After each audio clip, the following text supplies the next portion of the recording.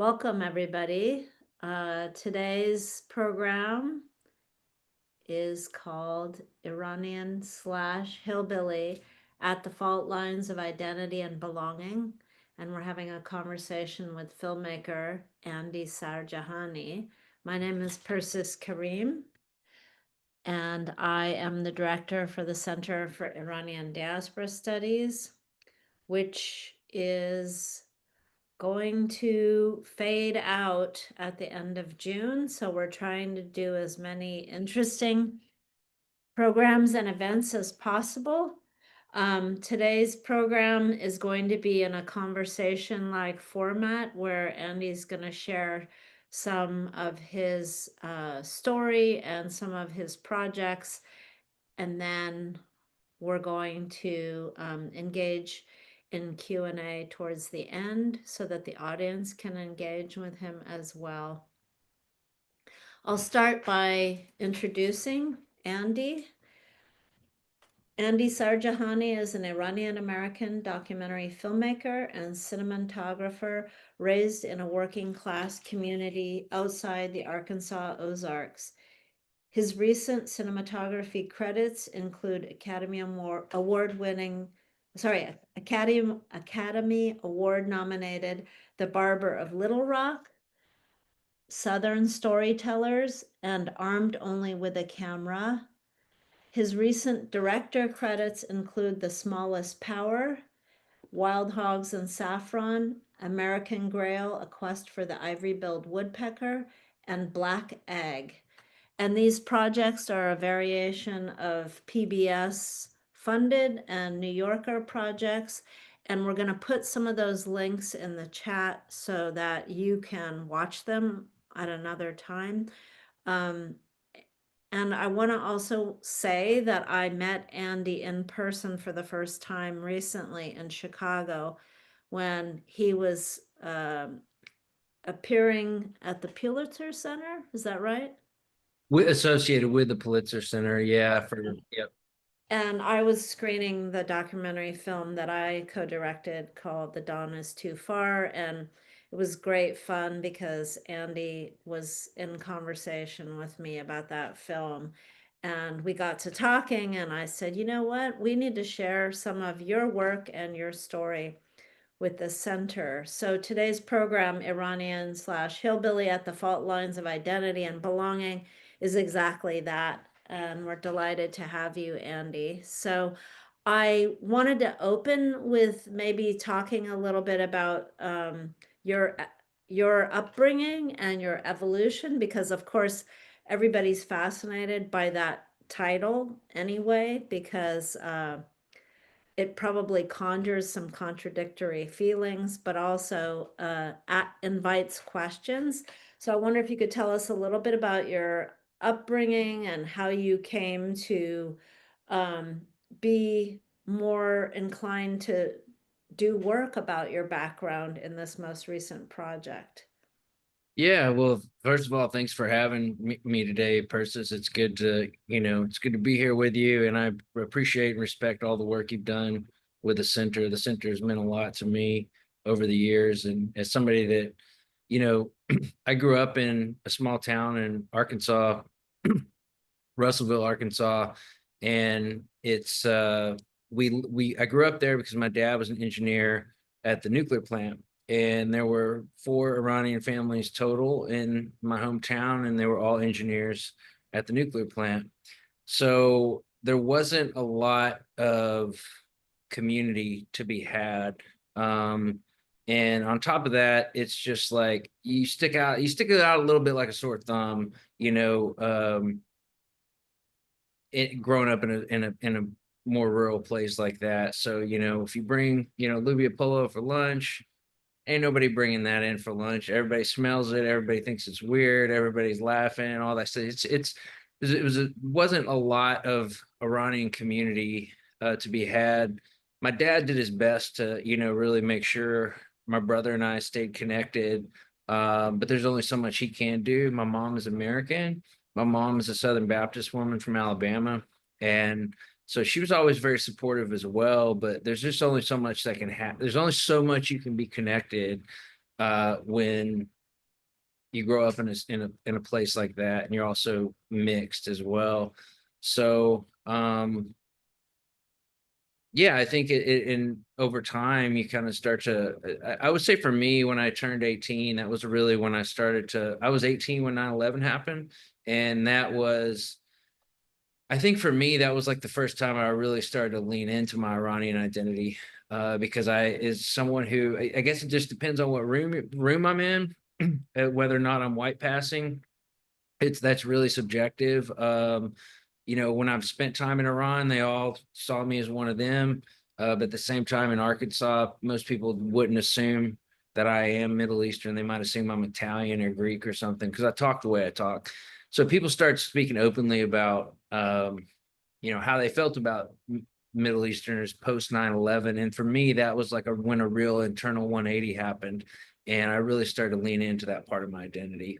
But yeah, I mean, I could keep going, but I figure we could just keep riffing conversation. Yeah, well, so I guess I wonder a little bit because in some ways, uh, here in the US, we have a sort of not terribly positive image of hillbillies, nor do we have a very terribly positive image of Iranian. And you're like, in some ways, you're smashing those two identities together to make both yourself at home, but also to make a point about, I think, the ways in which identities are often much more of a negotiation and a kind of choice about what you choose to embrace. So I wonder if you could talk a little bit about how you came to the experience of embracing both things when, you know, people look down on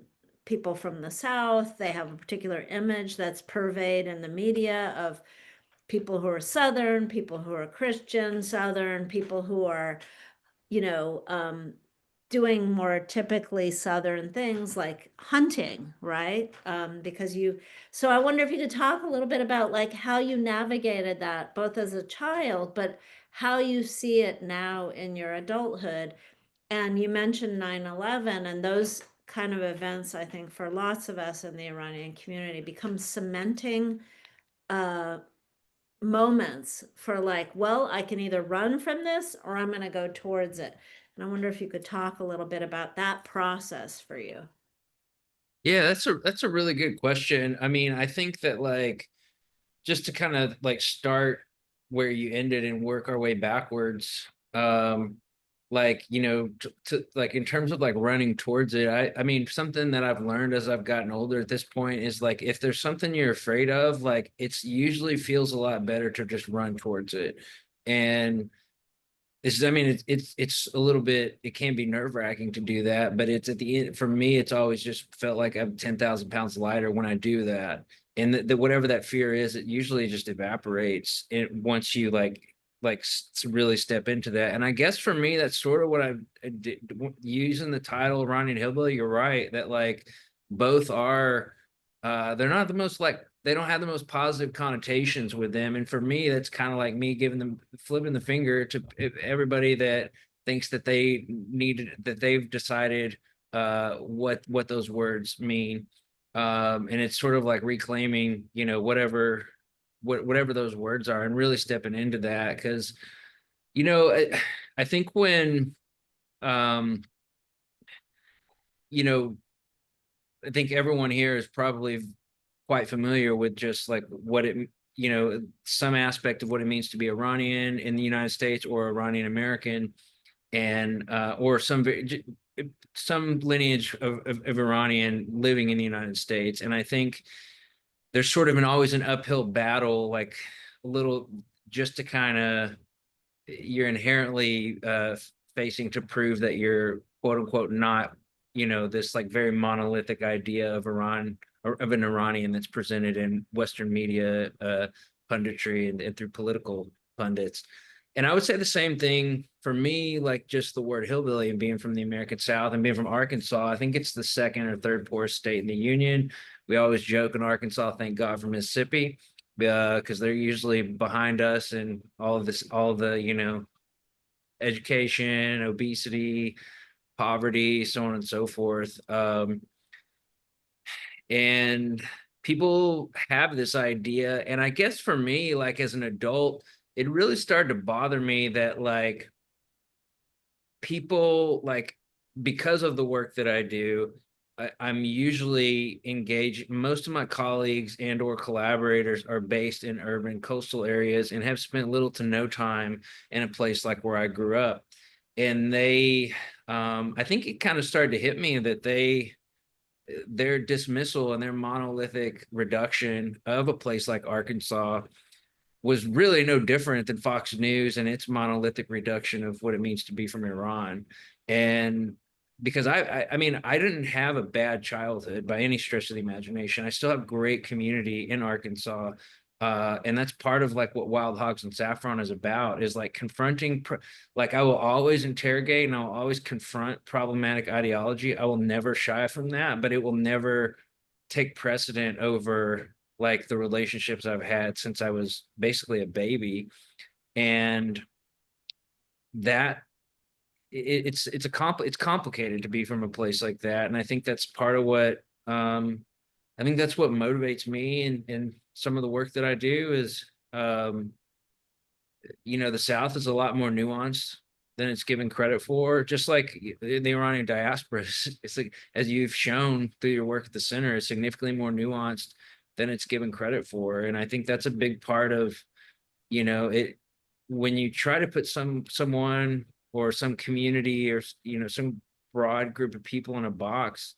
No individual likes to be treated that way. No one wants someone else to define who they are or what they're. It's not a good feeling. I don't think anybody here would appreciate if someone else deciding who they are based on a few checks and going down a list based on some um certain characteristics they have. And I think that that's what motivates me is in a lot of the work that I do is in particularly the short that I did, Wild Hogs and Saffron.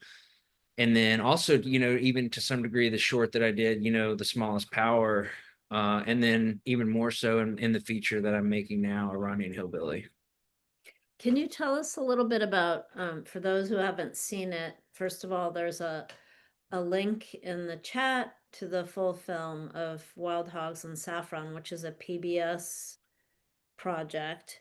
Can you tell us a little bit about that film and how it's taking you to this next project, which is Iranian Hillbilly? Yeah, of course. So, like the backstory on Wild Hogs and Saffron, like it goes back. It was released this past year on Independent Lens, but it goes back to after I took my first trip to Iran. Um, I came back and was basically I came, this was December 2016, January 2017. So this is right at the beginning of the first Trump administration. And it like not long after that was the first travel ban. And so right around that time when the travel ban happened, I was before my first career was in academia. When I left academia to really pursue what I wanted to do in documentary film, I had to have an interim career, and that was being a mechanic in nuclear power plants as a seasonal mechanic. And I knew about that because of my dad's work as an engineer. So I was working as a seasonal mechanic at a nuclear power plant in rural Pennsylvania and was basically going to have my whole uh I was because I took that trip to go visit family and you have to report voluntary travel. They were going to basically ban me from nuclear plants for life. And so I had this, probably like week and a half long stretch of like waiting for their answers. And Sonny, who's here today, was a great friend during that time and was like sort of this origin story of everything. And it was like I remember I started sharing pictures from my trip to Iran as like sort of a coping mechanism. And when I did that, one of my friends that I've known since fifth grade, whose name is Bubba, and he is a for real Bubba. I mean, he works the pipeline. He lives in a house that he built with trees that he milled and on his own property. lives in a town of probably 450 people right outside where we grew up, where they sell guns at the local pharmacy. Uh, he hunts wild pigs with his dogs and a homemade knife. And Bubba was just like, he reached out to me because I was sharing these photos on social media, and we probably hadn't spoken in 10 years, Persis. And we started talking.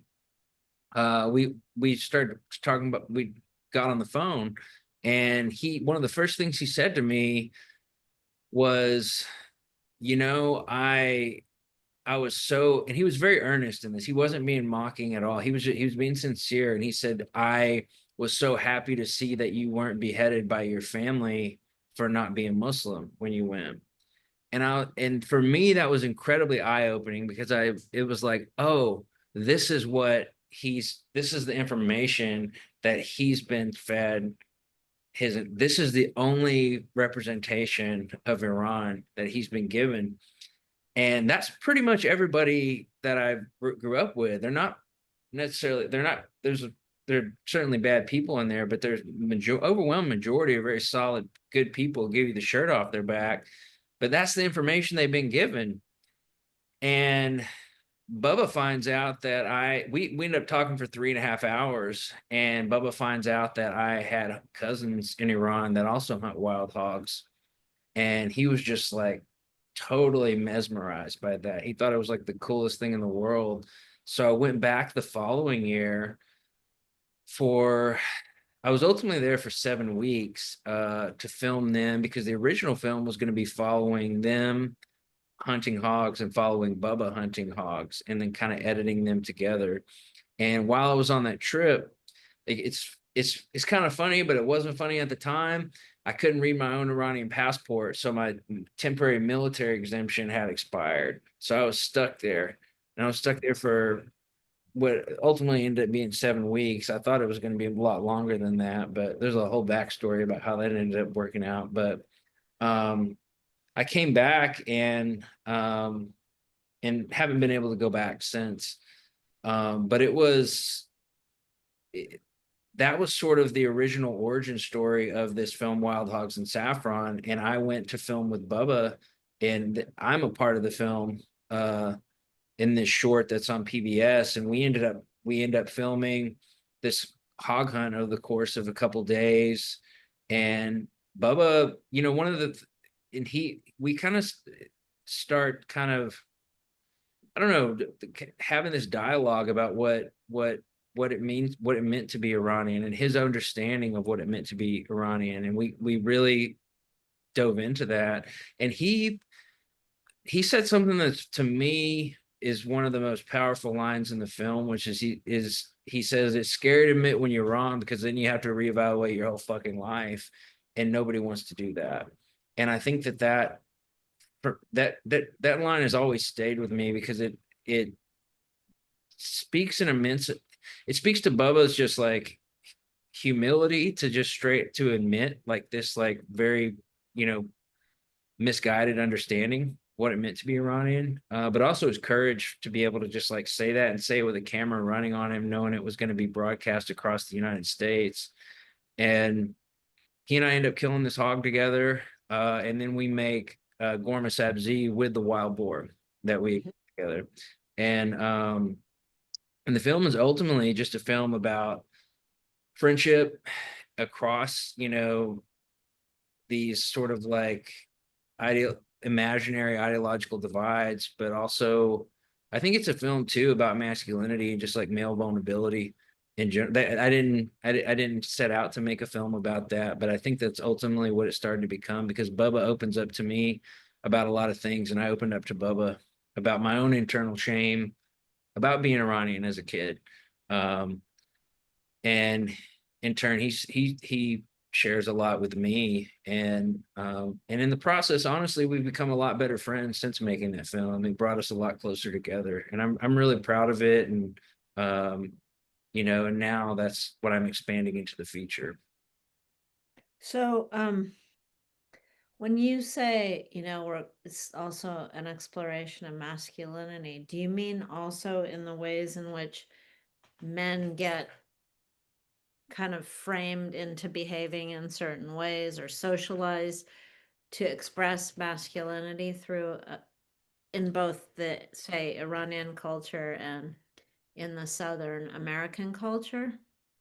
Yeah, I mean, I think so. I think that there's like a certain front that men tend to put on, and um, I guess like part of like what we, sort of arrived at happenstance in through the making of this film is like and this is something I've sort of always maybe intuitively felt, but like had never made work that like expressed that was, like doing something that would be traditionally considered quote unquote hyper masculine, like chasing down a wild boar in the woods and stabbing it in the heart with a homemade knife.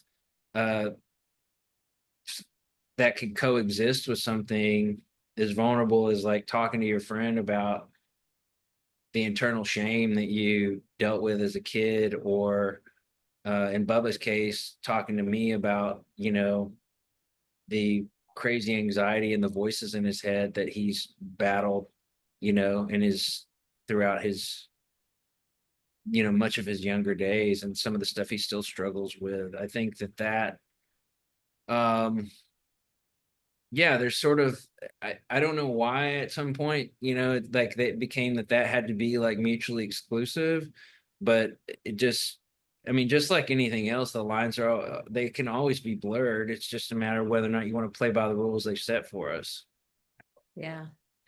Um, can you just tell us a little bit more about the how this project is evolving? I know from a conversation I had with you that it's also an exploration about your relationship with your father, your Iranian father, and thinking a little bit about what he may have had to navigate and also what he chose to convey to you in the midst of, some tumultuous times, because you're born right after the 79 revolution and the hostage crisis, but the fallout is pervasive in the years of your childhood. And so I know a little bit from your our conversation in Chicago. I wonder if you could talk a little bit about how the expansion of the film also includes some of your father's story too. Yeah, of course. So, my dad was diagnosed with Parkinson's disease 4 years ago, and that's that for me, I think when that happened, like it really hit, like it was like there's a certain realization that he, there's always a ticking clock, but it brings it straight to the forefront. That ticking clock is now, it's sort of, I feel it, it's like the bear behind me every day now. And for me, that that prompted something for me that I kind of like he is like the only tangible connection that I have to my Iranian identity, my Iranian roots. And uh, I guess in some ways part of the film is me making up for lost time, because I intentionally distanced myself from that growing up. And you know I don't think I didn't have a traumatic childhood at all. um, but it's part of just assimilation in general. You start to learn, it just as a social species, you start to learn this is this part of me I need to hide. Okay, this thing I need to hide, and you learn a little bit more. For me, I started recognizing that right around the age of 5, and you like as the years go by, you just kind of pick up new things that like okay, this part, like I have to hide, and this thing I can't talk about this, or I don't want people to hear my dad's accent, all that stuff. And I guess that like for me that was also like what prompted my first trip to Iran. I went with my dad, it was what prompted me really going like all in. um I don't know, I guess it's like it is, I mean it really is like trying to make up for lost time. And I think now with his Parkinson's diagnosis, that just like it put it right at the forefront. And because of because my dad is Iranian, because everyone who has any connection to that country will understand Geopolitics is like an invisible family member. Like it doesn't matter how normal your life is or you want it to be, which like we had a pretty like, very ordinary upbringing by most standards in Pope County, Arkansas, where I grew up. But there's the complications of being Iranian and how that geopolitics are just always hovering. And so I was born in 83, it was during the Iran-Iraq War, 2 years after the hostage crisis ended. And remember, for example, like my dad wanted to take me to Iran to meet all my family members when I think that I was 3 or 4. So it was 86 or 87, so still in the middle of the Iran-Iraq War. um, and him and my mom kind of went back and forth on like whether or not that was a good idea. Ultimately decided not to bring me because the hostage crisis had ended not too long before that. And there was a war happening, Iraq was dropping US provided chemical weapons on Iran. And it's not the best thing you want to bring your toddler into. And like multiply that by 100 times over, of like these like very normal, very mundane, you know um human instincts of like connecting with family and doing these like very normal things, but somehow some way geopolitics just always finds its way to just thwart these plans or complicate them. And I mean, we could spend a very long time talking about my own instance of geopolitics, like just complicating the most normal, seemingly normal things. And I'm sure everyone that's here today that has many stories similar to mine, their own variations of it. And so I think that that's a big part of the film too, is that like it's not at the forefront because I'm not making a film about America Iran geopolitical relationships, but it is a film about like, let's just say hypothetically my dad was from Italy. Well, if he was from Italy, my family probably would have gone every summer and spent 4 to 6 weeks with family there. I would, it would have been it would have never think twice about it, like in May, for example, May of 2024, um, I brought my dad to Toronto to see all of his Iranian family for probably the last time, to be honest. And I filmed a lot of it for the film. And we all had to meet in a neutral third country, like just for this normal, we're like making kebab there at this campground on Lake Ontario, like looking across the lake at the United States. And like my cousins, I have a cousin who his mandatory military service, for example, was the Islamic Revolutionary Guard. He had no say in that, but he lives in Canada now. He's fluent in 4 languages, has 4 degrees, and incredibly bright person. But he had no say and was put in, had to do his Sarjahni with the IRG, and he can never enter the United States. And I'm sure everyone here probably has similar stories like that. And I think that while we were there too, Raisi died in a helicopter crash. And like I just remember seeing my dad like look at the news, and it was strangely nostalgic for me. Like I filmed a lot of him watching this news unfold, and like the headline at the bottom was "What's next for Iran?" And I feel like I've been hearing that my whole life, um, what's next for Iran. There's always something that's on the precipice of unrest. And like even as a kid, 4 or 5 years old, like I would pick up on my dad's energy, when he would come home from work, he would watch the news, Dan Rather's talking about the executions happening in Iran summer of 1988 or what have you. My dad kind of tries to hide it, push it down. He has no other community there, to really go into it with. I can't imagine, I'm going into that with him now in the film, just his own isolation and that experience. And then he'd want to go outside and like kick the soccer ball and just kind of but it was sort of always this elephant in the room, that I think all of us probably can relate to. Yeah, thank you.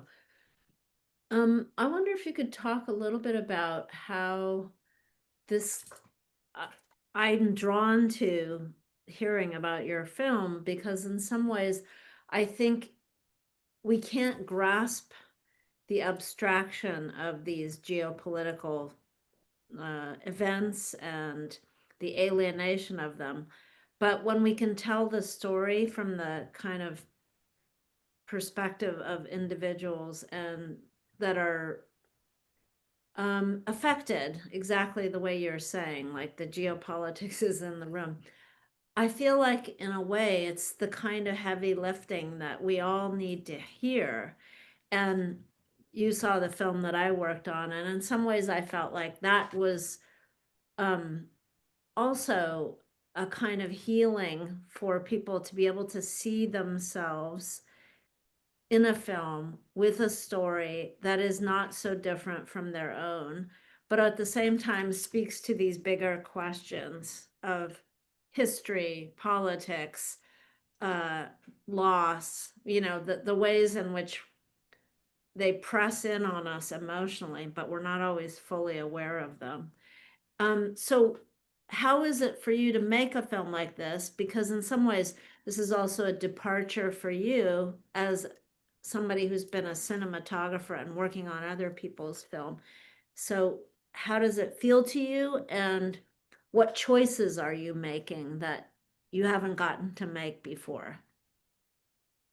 Yeah, that's a good question. I think that it's very difficult to make a personal film in that it's difficult in a couple of ways. I think one is just really hard to get the 30,000-foot view because you're so in it, and it you know it's hard to kind of wade through like what's what's what's important to the story and what's like something that like maybe is important to me as an individual, but maybe not to the film. Mhm. Uh, I think that's where it's so important to have trusted creative collaborators. That for me, like my editor and a producer will be, that's kind of my go-to there. Um, I think in terms of choices, it's just a matter of, you know, I think stylistically, visually, I think for me, because in my film, like there's a lot of home archival too. So my parents filmed a lot growing up before smartphones and everything. So there's over 50 hours of family home archival. So stylistically, I want to kind of continue that aesthetic, but with me behind the camera rather than my parents behind the camera. And so that is sort of like thinking through visual language. That's one of the things is that went into that goes into this feature. So in the feature, maybe a little different in that I'm much more behind the camera.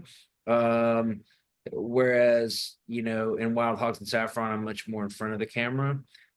It also sort of lends itself to the aesthetic of, just interweaving home archival with present day, Andy behind it's almost I've switched roles with my parents in this way, and then interweaving that with the news archival. And I think that's another thing is just, deciding how much news archival is important to this story, because again, like I don't want it to become this like story of geopolitics, like that to me is like secondary to the broader, film. For me, it's ultimately a film about the feature is ultimately a film about fatherhood and masculinity across generations and across cultures. And geopolitics is sort of like this secondary theme that's going to be interwoven um, with that. And so it's that's something that will be, interesting, just like moving forward and in the edit of like how much of that to include, um, and what does that look like. Okay. I want to just invite because we are having a conversation. I want to invite others into the conversation. So if people want to speak and address something with Andy, I just want to make sure you know that this is a great chance to talk a little bit about both Andy's film work, but also his journey as an Iranian American. And so if you, Husty, can you put it so that other people can be present in the room and we can. Yes, I will remove your spotlight. And I'm gonna encourage you that if you want to say something, you just hold up your hand and I'll call on you. Nothing? Oh, Georgina, go ahead. Hope I said Oh, your name. hi, thanks. Yeah, hey, I'm Georgina.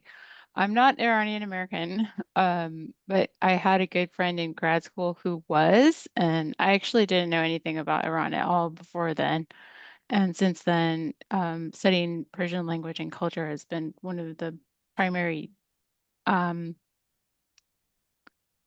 uh, activities in my life. So I don't know if take that as my perspective, but I'm curious about how your parents met and how did your relationship with your parents evolve throughout the process of making this film?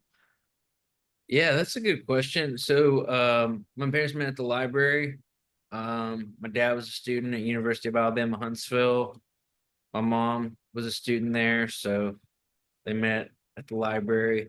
I think my dad cooked Persian food for her to win her over. I'm not sure what dish she cooked. I should get that information. How has it affected my relationship with them? I would say it's brought us closer. It's like that's the interesting thing. I mean, and I'm still, I would say I'm at 80% of production completed now.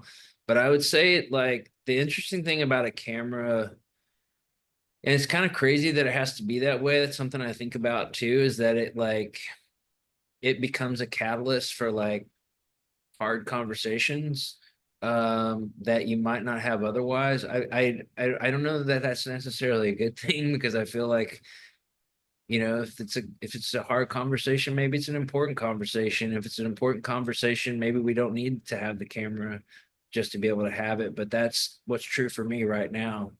And I would say that it's it's allowed us to have more real conversations pretty frequently. And when you do that, at least in my case, we've become closer because of it. I've learned new things about my parents. I would imagine that they've probably learned new things about me. And I think that I guess I just have a better understanding of,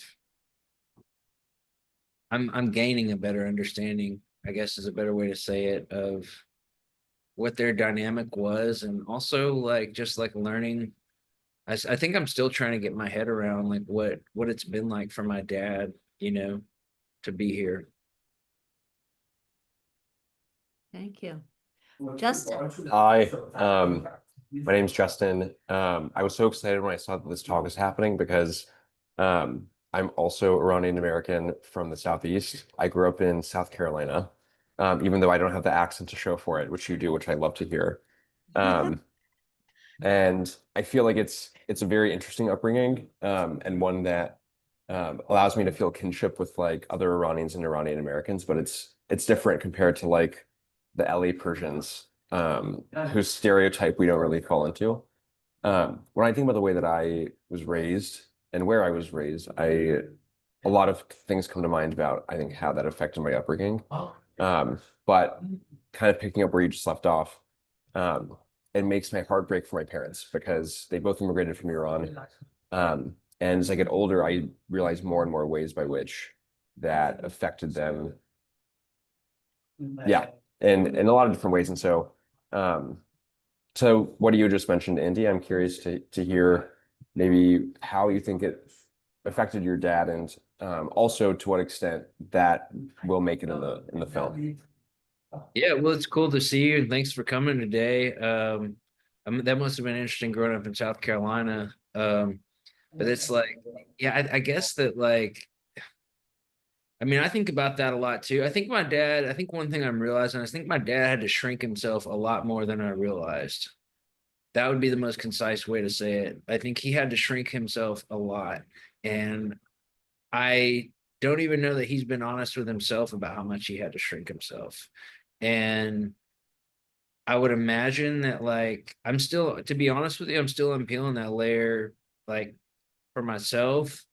And like what you said about your heart breaking for your parents, I feel the same, you know. One conversation I had with my dad not too long ago when I was there filming, and he was my girlfriend was there too, and he was showing her some stuff, and she was like, "Oh, why don't you put these frames up? They're like, they're very Persian, like picture frames, you know." And he said something to the effect of like, "Well, I think over time," he's like, "I used to, but then I realized it doesn't match any of the rest of the decorations, so I just put them up." And like that right there, I think like that encapsulates a lot. And I think for the sake of the film, I do want as much of that to be in there as possible. I think it's a matter of how much we go there. I think that's what makes the film hard, is because we're going to continue to go to some of those places together, hopefully. But I guess that's probably been, for me personally, the single biggest realization. Thank you. I'm excited to watch it. Thank you. By the way, the links to some of these things are in the chat. The link to the trailer and the link to the film Wild Hogs and Saffron, which is a earlier and shorter version of what Andy's working on now. So please be sure to copy those. Mina, you had your hand up. Hi, thank you so much for this talk. It's lovely to hear all your openness and sharing about your family and your history. I wanted to thank you for, Persis's comment was kind of perfect because I want to thank you for the links to follow up on some of your media. I was wondering if you can tell us about any plans to show the new film, or how we can kind of stay in the loop and hear about that, upcoming shows in the future, or just follow your work in the future. Yeah, so I don't have a newsletter or anything like that. I would say that in terms of this film particularly, I'm in like, I guess maybe the place I probably announce things the most is my Instagram. It's not very official, but it's where I use my Instagram as like a way to share my work and what's happening, and that's just my name. I think I'm the only Andy Sarjahni on the planet. So that's where I share that. In terms of upcoming stuff, if anybody's in New York, I am screening Wild Hogs and Saffron this Saturday at the Museum of the Moving Image, in partnership with Art to East, and I'll be there as well. So that will be happening in New York on Saturday at 3 p.m. And then outside of that, it's just I'm really just kind of hunkered down for the foreseeable future. I mean, a feature doc takes a long time, and it's, with all the cuts to arts funding, it's just become significantly more difficult, and the uphill battle is a little more steep now. So I am essentially I'm fundraising to continue. Basically, I have about 20% of production remaining, and then to be able to start working with my editor and archival producer. And once I start working with them, then I'll be able to kind of identify the gaps in the story and what's necessary, what's left to really film to kind of fill out the rest of the texture of the film.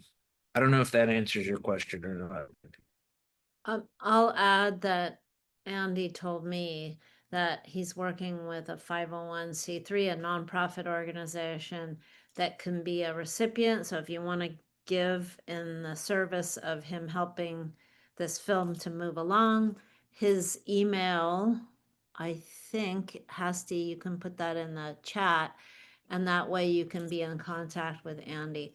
I can tell you just from my own experience of trying to make a documentary film, it is so expensive because it requires a lot of people and time, and it's an expensive medium. So it's really important to support people, especially now. And part of the reason I wanted to invite Andy was because I had the experience of struggling to fundraise. So we got to help each other out. Sunny, I saw your hand up.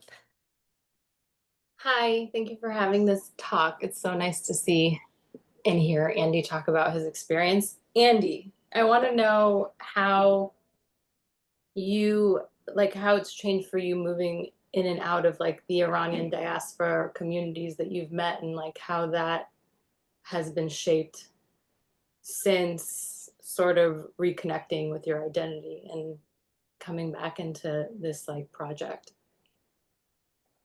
Yeah, that's so also for everybody. Sunny's been an incredible friend and supporter for me for many years. She's awesome. Like I've known her husband since I was 13, and I'm so lucky to have met Sunny through Ryan because she's just become a great friend and just an awesome, really behind the scenes supporter, somebody I really trust when I'm, going through stuff and having questions. So Sunny's awesome. And yeah, I guess for me, like as I think there was a time, to be completely honest, Sonny, I think there was a time that I was very self-conscious about being an Iranian from Arkansas because I was like, I'm not a sophisticated Persian. I don't speak Farsi. I'm only half. I don't have like the sort of vibe of like, the coastal Persian because I do have like extended cousins that, are in LA, DC, Boston, and that like I'm close with them, close as you can be, and because we've had physical distance our whole life, but when we get together we get along great. But I think there was a long time that I was like self-conscious about that, but then I don't know. I guess at some point, like kind of what we were talking about earlier is like whenever is there something you're afraid of or hesitant about, like the more you move towards it, like the more it like evaporates. And so like for me, just like coining that phrase Iranian hillbilly, it really, in some ways, it's just like I need to come up with a better word other than self-empowerment because that's so cliche and like, but that is ultimately what it's been for me. And for me, like once like those like insecurities about like my Persian pedigree, so to speak, like dissolved, it's been so liberating and so cool to like there are so many of us and that like live so differently, and that has been just so cool and exciting. And that is like what I have loved about the center is like it's been this digital like virtual gathering space for all of us, and I felt significantly less isolated because of the center and because of like through the people I've met in these spaces. And it's like, oh, there were a lot of people that felt like I did too. I didn't even know that. And but then on top of that, like I learned about all these like other interesting variations of, of the Persian diaspora that I had no idea existed. And for me, that's been exciting. And like I guess at some point I started to like really reconcile the fact that like, yeah, I think there's pretty much uh an infinite number of like Persian combinations out there, and I'll look forward to the next one that I meet. Yeah, and just to add to that, I think also that there are so many people now because there's so much intermarriage. I mean, your parents were probably on the early end. My parents met in 1947, and that was even more unusual for Iranians to be in this country. Sunny, you're probably married to an American. So Yeah. that idea that you're helping your children to embrace their, cultural heritage, whether it's Iranian or Mexican or we had somebody on our tea last week who's Venezuelan and Iranian, and I was like, oh wow, two vilified countries, and she was laughing and she said, yeah, I've learned how to embrace both my villains, the Islamic Republic and the Venezuelan one as well.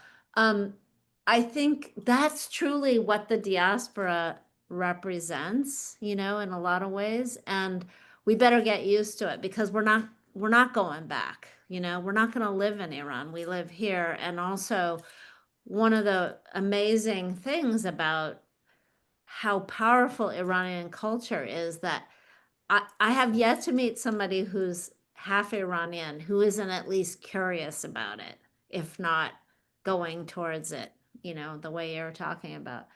So I think there's a way in which both because of the geopolitics and in spite of the geopolitics, we're building new understandings of how to be Iranian in the worlds that we live in. So I love that.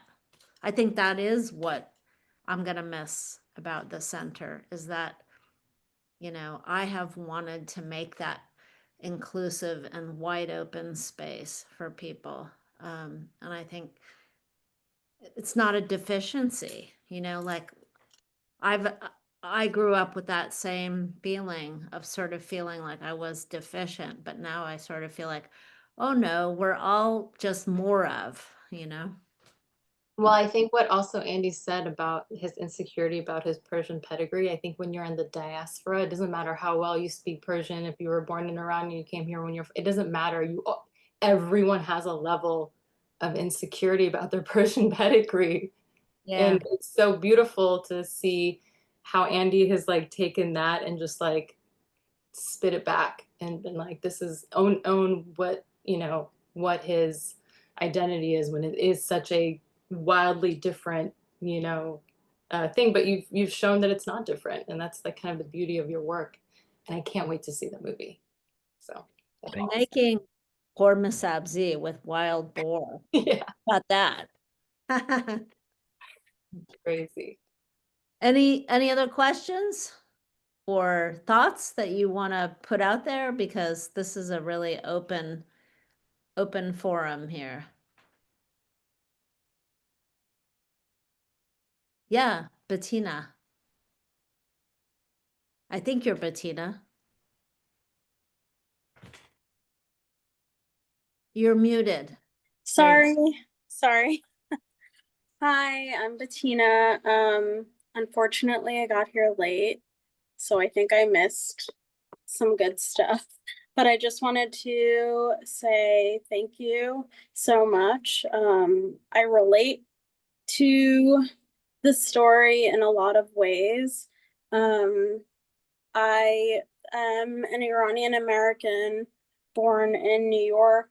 I was raised on Long Island, but not. Right. What's wrong with my dad? Like, why are they doing my house? Oh, okay. Okay, sorry. All go- good? Yeah, I meant. As I got older, Hello. Okay, thank you. Yeah, no worries. Sorry, go ahead. Yeah. I was raised on Long Island, but not Great Neck. I was not like surrounded by other Iranian people. I've always felt like an outsider, and I'm constantly struggling to figure out how to be more Iranian. And I guess I wanted to know if you have any tips, Andy, on meeting Iranian people. I don't know if that's a silly question, and also if that's something that you guys talked about already. You can ignore that. Well, no, thanks for coming. I appreciate you coming in today. And I think that, like, I mean, that's one thing. I don't know. I think meeting Iranian people, I think it's like finding, that again, like that is what the center, has been one of the ways that I've done that. I think through, like, I hope, even though the center is unfortunately, being discontinued. My hope is that it will live on in a virtual digital space. Persis can speak to that. But it's one of those, I think looking for places like that. And I think for me personally, it's been like honestly one of the coolest parts about like making this work has been that it's like brought me into like a conversation like today, and then I meet all these interesting people. Like none of that would have happened if I didn't make my films. And that has been honestly like one of the, and I had no idea that was going to happen when I started like making this kind of work. It was my own way of like expressing things inside of me that I needed to get out. But that's been like a real gift, is just like making that work. Now I don't know what that looks like maybe for you individually, but like I think finding things that might put you in spaces that um that you can connect with one person, and then it becomes kind of like a domino effect, I guess. And but I would say put yourself out there in the ways that speak to you, and you feel comfortable with. Thank you. I'll just add, Bettina, that I think sometimes you don't have to try to be Iranian. You are, like you just have to find a space where other people see you, and we see you, right? I mean, you showed up here. You expressed something about your own pain of not quite belonging. I don't know anybody who's feels fully this or that. I mean, especially if you're half, I think there's all kinds of complications around language and what you were exposed to. But I think also, just to give you an example, I think sometimes if you do something like you invite 6 people from where you live, and you share what you know about Iranian culture, and then you make it available to people, then people start coming, and that's kind of what I did when I started 20 something years ago. 27 years ago, I worked on this anthology, and it's like if you create places of gathering, the people will show up. Right. And I think that's a good, it can be as informal as like a meal, but it can also be, hey, let's do a conversation once a month or twice a month, or I mean, I don't know. And I think Andy's comment about like you don't have to do everything in person also to sort of help alleviate that feeling of being less than or deficient or not quite, and I think it's also because we're navigating both the negativity of how Iran is represented continuously in the media and Iranian culture. And we're also navigating the idea of a sense of belonging in a time in the United States when, like, it's horrible. It's horrible how a lot of things are being erased. So we have to go more forcefully towards it, So I want to encourage you, especially, to go towards it, because this is a moment when we need that sense of connection to one another. Yeah.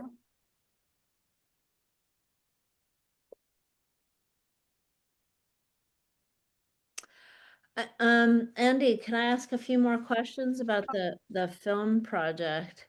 You mentioned that your father's, I don't know what stages Parkinson's is, but are you able to engage him both in talking about memory and the past, and also is he able to sort of participate in your film in the ways that you want him to? Yeah, that's a good question. So he's still in a pretty early phase, I would say. Like it's I mean, it's certainly noticeable. He has like like if you saw him, like he has like the physical shakes in his head and his hand that is characteristic of Parkinson's.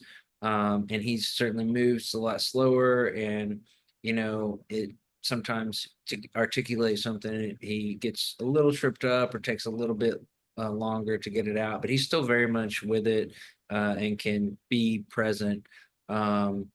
So that's been, I mean, one of the last times I was there, he started pulling out, he pulled out that, Rubbermaid of all of it, like these documents of, his US citizenship papers, his paper from when he completed his military service in Iran, his like 6th grade graduation paper from like with his picture on it in Iran. Um, he I saw a picture of my Iranian grandfather for the first time. He died when my dad was 6. So that was like, where's this been my whole life? That's actually been one of the gifts of the film, is that like it's prompted like really like like my dad in some ways, he's kind of like Chat GPT. Like you really have to like prompt him in the right way to like get these like things to come out. And like, for example, like seeing that picture of my Iranian grandfather for the first time, like I think I still like am trying to get my mind around that. I'm 41 years old, and so like I never knew what he looked like until like a month ago. So that is, and I didn't even know my dad had a photo of him until a month ago, and my dad was like so casual and nonchalant about it that it was, um, but that's been, and when stuff like that happens, it also makes me wonder. It's like, well, how much more is there that I don't know about? Yeah, and important to do it while he's still lucid and alive, because I can tell you, like, I didn't know how to ask the right questions when my parents were alive, and now they're not here. So, um, I think it's a really important project to build the archive yourself, right? I mean, you're excavating his archive, but you're also building an archive for the rest of us while doing that. Yeah, I mean, I think that like one of my friends, she's a film editor in town, and I was talking to her about it. This was a while back, and she said it's like you're continuing like all the footage that it's like you're continuing a film that your parents started, you know, 40 years ago, because they filmed so much with a video camera back in the day. And I definitely think about that, because it's like there's footage like as I've gone through the archival, there's like some of the most, there's like very standard footage of a birthday party or a holiday. But then there are times that like one of my parents would get out, more often than not my mom would get out a video camera on like a random Tuesday afternoon in our house, like filming me and my dad and my brother. My dad was like, he always had birds, and so he was like, bringing the bird over to my brother and I, and having us put it on our finger. And for me, there's like something like really powerful about that. Like that footage is like it's like it's like, what was so significant about that Tuesday afternoon or whatever weekday it was that prompted you to like, and this was like, this was like a big video camera, this was not like where we're how we are, where we have the, we're fortunate to be able to document anything we want these days in a moment's notice. But this was like a process, you had to find a blank VHS, you had to get out, you had to make sure these batteries are charged. Like it's like an actual like mini production. And so there's like some level of ceremony in it. And I'm so fascinated with that. Like I still think I'm trying to find language for it, like both in words, but also in cinema, and like what that looks like in cinema form, because that in some ways, like I carry that with me, like when I'm filming them, because it was like, it's like, what prompted them to, really want to build this archive on such a mundane day with no, what was the ceremony that prompted that? And I feel like that's informing like my own approach to filming with my parents now. Do you want to say a little bit about your film, The Smallest Power, too? Because I think that's an important project that you completed recently. Yeah, definitely. So that film, when, after Gina Massamini was murdered in, this was fall 2022, September 2022. After that, and I think everyone can probably remember like how things started to feel. It started to feel like a little bit exciting, like what's happening, like it's a little bit scary. You're seeing all of this, like really somewhat unprecedented, uprising happening in Iran. And I remember I start to get text messages through Instagram, usually sometimes through Signal or WhatsApp, and sometimes audio messages from friends and family in Iran that almost felt like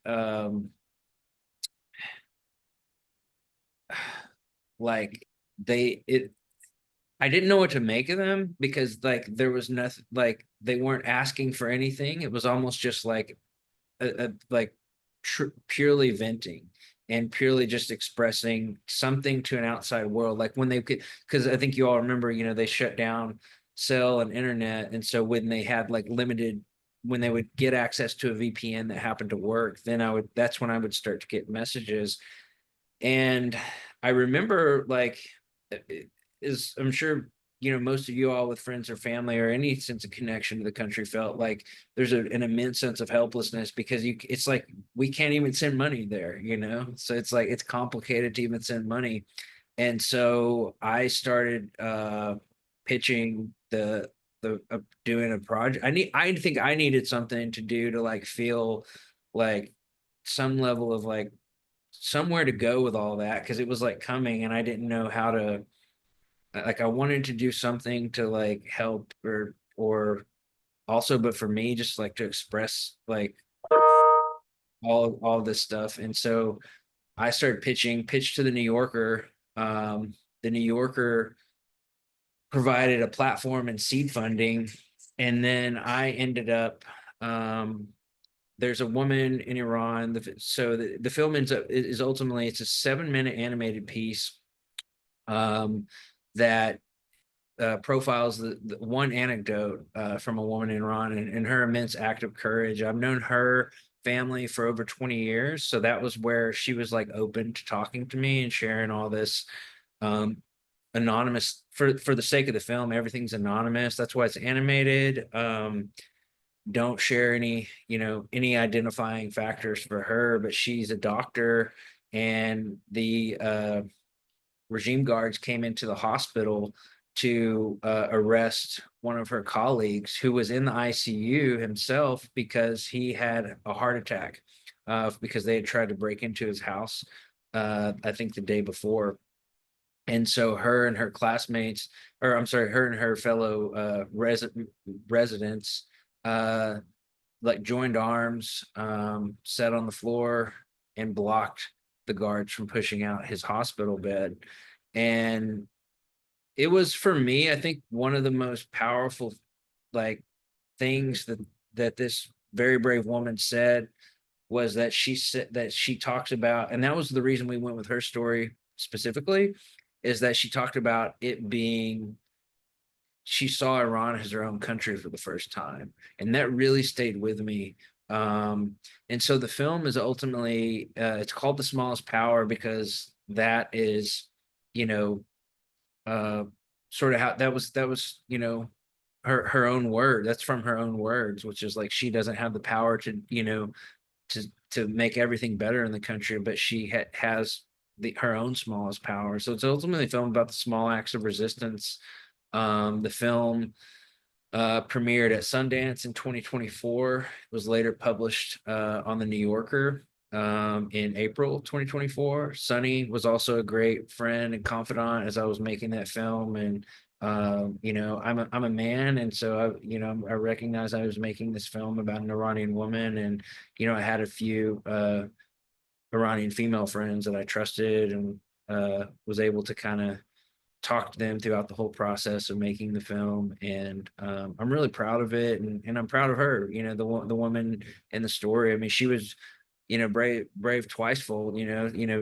The actual act in the hospital, which anything could have happened. And I think and then her, desire to participate in this film. And so, yeah, you can watch that at the link there on the New Yorker. I think, unfortunately, there might be a paywall on the New Yorker website, but you can, if you look at it, maybe it's on YouTube as well, on the New Yorker's YouTube. So watch it. Hopefully be able to watch it. Or you can do like a free trial for the New Yorker, and it's 7 minutes long, and then you can cancel your free trial. So yeah.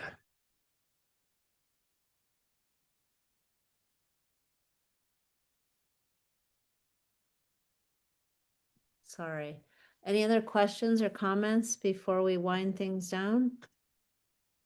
Lots of nice praise for you, Andy, from people who had to leave. So I want to say thank you for this really important work. And I hope we can find ways to support you on this journey of completing your film, because I know it's really super hard, but super important. And I also think it's very important to represent perspectives that don't get represented. And one of the things that people have commented about the film that I worked on is that, like, it's just so nice to see people's faces, because we don't get to see Iranian faces in the media other than these through the lens of the news media. And then, of course, there's, I don't know, a handful of media representations, and none of them are probably what most of us want to relate to, Shahs of Sunset or a terrorist or two on a, television show. So thank you for like representing everyday people, Yeah, well, thanks for it means a lot to me, all the work that your legacy at the center and giving all of us a place to gather, and that means a lot. I feel confident that I'm not just speaking for myself saying that. So you've left a hell of a legacy, Persis, you know, I won't ever forget it. I know there's a hell of a lot of people that feel the same way too. So thanks for giving us a space to gather, and that means a lot. And so thanks for, giving me the opportunity to just chat a little bit about it today. And I appreciate everybody that took the time to come and listen and talk with us today. It means a lot. And that's been a real gift of, just this whole journey of making the film, is the community that I've built, along the way. So thank all of y'all. Thank you. Before we go, I just want to tell people that we have about 6 weeks left. I'm going to Japan next week to share the film. So we're not going to do anything over the next 2 weeks, but in June, we have a few more events. We are doing a talk about reading queer, writing queer in the Iranian diaspora with Adib Khorram and Nasim Jamnia, 2 writers. And we're also going to do an event with a guy named Yashar Shayan, who has a media outlet called Bent Fig Media. And he's really interested in keeping the center's Instagram going, although it won't be the center anymore. So I just want you to keep following us and come to our final events online, because they're going to be the last for a while. I have no idea what will become of the center, but we're archiving everything. And we're mirroring that archive in Canada at the University of Toronto, because we don't trust archives in the United States of America anymore. So please, follow us. And also, if any of you are interested, there's a conference in Toronto in May 2026 around Iranian diaspora studies. And we're encouraging artists, writers, filmmakers, scholars to participate in that. And for some people, it's easier to go to Canada than it will be to go other places. So we're trying to make it a very inclusive kind of conference so that people from outside the US can go. So I want to thank Andy so much for sharing his evening, afternoon with us, and to keep up his morale in the process of finishing the film, and to thank all of you for being here. And we are recording this, so it will be online also in a week or so. All right. Thank you, Persis. Thank you. Great to have you, Andy. All right. Good luck with everything, and hope to see you on one of these coasts soon. I look forward to that. Thank you, Persis. Y'all have a good evening. Thank you. Bye. Bye. Yeah.